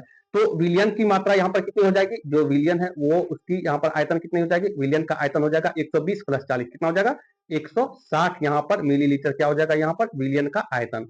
तो यहाँ पर विलियन का जो आयतन हो गया वो क्या हो गया, यहाँ पर 160 मिलीलीटर। अब हम लोग यहाँ पर फॉर्मूला जो अभी हम लोगों ने देखे उस पर यहाँ पर वैल्यू पुट करके हम लोग आंसर सिंपली निकाल सकते हैं। तो यहाँ पर क्या है, यहाँ पर जो है विलय की मात्रा या विलय की आयतन कितना दे दिया हुआ है 40, और विलियन का आयतन कितना दे दिया है यहाँ पर कितना दे दिया 160, कितना दे दिया 160 गुना कितना हो गया 100। तो यहाँ पर 0 से 0 कट गया, यहाँ पर 4 से, यहाँ पर 4 में 16 कट गया, और यहाँ 4 से क्या हो जाएगा, यहाँ पर 4 से 25 यहाँ पर कट जाएगा यहाँ। तो हमारा विलियन का आयतन कितना हो गया 25%, कितना हो गया यहाँ पर 25% हमारा करेक्ट आंसर हो गया। तो ये है हमारा क्या करेक्ट आंसर, जो 25% हमारा निकला ये है हमारा करेक्ट आंसर। तो अभी अब आप लोगों ने देखा कि किस तरीके से यहाँ पर क्या किए, सबसे पहले जो डाटा दिया हुआ है चाहे फिजिक्स का हो या केमिस्ट्री का हो, किसी भी सब्जेक्ट का न्यूमेरिकल हो, सबसे पहले जो आपको डाटा दिया हुआ है वो डाटा लिख लेना है। उसके बाद जो फॉर्मूला आपको पता है उस फॉर्मूला में उस डाटा का वैल्यू जो है पुट करके आप सिंपली आंसर निकाल सकते हो। बहुत सारे स्टूडेंट क्या करते हैं कि केमिस्ट्री का न्यूमेरिकल देख करके ही घबरा जाते हैं और स्किप कर देते हैं। तो आपको स्किप नहीं करना है, पहले क्वेश्चन समझिए, क्वेश्चन क्या कर रहा है, उसके कॉन्सेप्ट को समझिए। यहाँ पर जो है जो क्लास ये चल रहा है, ये कॉन्सेप्ट वाले क्लास ही चल रहा है। यहाँ पर ऐसा नहीं किसी क्वेश्चन डिस्कशन किया जा रहा है। यहाँ पर कॉन्सेप्ट, आपके कॉन्सेप्ट को बिल्डअप करने के लिए ही ये क्लास स्टार्ट किया गया है, ताकि एग्जाम में यदि इस टाइप के न्यूमेरिकल या कॉन्सेप्ट से रिलेटेड क्वेश्चन आए तो आपसे वो क्वेश्चन छूटे नहीं। तो इसीलिए मैंने यहाँ पर क्वेश्चन अपने मन से भी क्रिएट करके आपको यहाँ पर डिस्कशन कर सकता था, लेकिन मैंने क्या किया, यहाँ पर जो है मैंने आपको एएलपी टेक्नीशियन जेई का जो पूछा हुआ क्वेश्चन है, और ऐसा नहीं है कि यहाँ पर 4 साल 5 साल पहले पूछा हुआ क्वेश्चन है, जो रिसेंटली एग्जाम में पूछा हुआ क्वेश्चन, उसी को यहाँ पर बेस मान करके मैं आपको यहाँ पर कॉन्सेप्ट आपका डिस्कशन कर रहा हूँ, ताकि एग्जाम में यदि उस कॉन्सेप्ट से आपके सामने क्वेश्चन आए तो आपको एटलीस्ट ये पता होना चाहिए कि इस कॉन्सेप्ट से ये क्वेश्चन है, और यदि कॉन्सेप्ट आपको याद रहेगा तो आप सिंपली यहाँ पर क्या करोगे, क्वेश्चन को अटेम्प्ट कर पाओगे। तो ये था हमारा आज का लेक्चर यहाँ पर। तो यदि आप चैनल पर नए हैं तो चैनल को सब्सक्राइब करें, अपने दोस्तों के साथ इसको जरूर शेयर करें, और यदि आगामी रेलवे कि किसी भी एग्जाम को आप टारगेट कर रहे हैं तो ये सीरीज आपके लिए बहुत ही इंपॉर्टेंट होने वाला है। तो इस सीरीज को आप कंप्लीटली जरूर वॉच करें। मिलेंगे नेक्स्ट वीडियो में। Thank you for watching. जय हिंद।